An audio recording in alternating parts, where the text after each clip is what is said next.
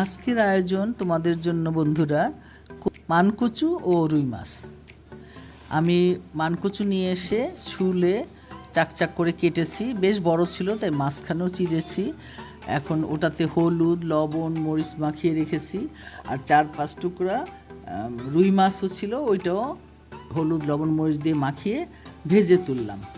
একটু বাদামি করে ভেজে নিয়ে এখন আমি ভুনা করব।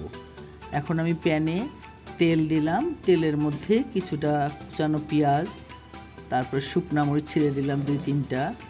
একটু পেঁয়াজের কাঁচা গন্ধটা যাওয়ার জন্য আমি একটু মেথি দিলাম, কারণ মেথির স্মেলটা এই মাছকে অনেক সুস্বাদু করবে। এখন নেড়ে চেড়ে আমি দিয়ে দিব একটু পেঁয়াজ বাটা দিয়ে আবার একটু নাড়াচাড়া দিলাম। এখন 1 চামচ আদা রসুন পেস্ট দিলাম। ভালো করে মশলাটাকে কষিয়ে নিতে হবে। এবার দিলাম আমি সরিষা পেস্ট করে রেখেছিলাম, সরিষা পেস্ট দিলাম।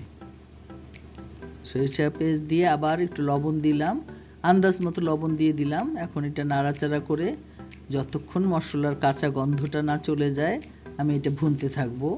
এবং এখন অল্প অল্প করে হলুদ গুঁড়ো, মরিচের গুঁড়ো, ধনিয়া গুঁড়ো, জিরা গুঁড়ো দিয়ে আবার এটাকে নাড়াচাড়া করে মশলাটাকে ভালো করে কষিয়ে নিচ্ছি। একটু পানি দিয়ে দিব যাতে মশলাটা না পুড়ে যায়।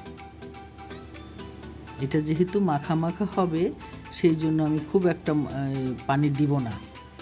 এখন আমি দিয়ে দিলাম তেঁতুল, কারণ তেঁতুলটা অবশ্যই লাগবে, অথবা লেবুর রস লাগবে, কারণ অনেকের গলা ধরে যায়।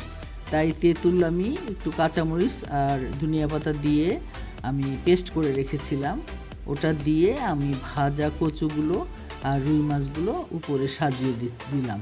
এখন দেখব যে মশলাটা যাতে কচুর সাথে এবং মাছের সাথে মিশে যায়। ভাজতে ভাজতে কচুটা তো সিদ্ধ হয়ে গেছে, মশলা ধোয়া পানি সামান্য একটু দিয়ে দিলাম।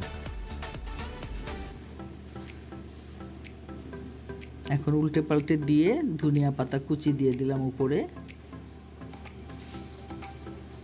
এখন নেড়ে চেড়ে নামিয়ে ফেলবো। আমার হয়ে গেছে কচু রুই মাছ ভুনা।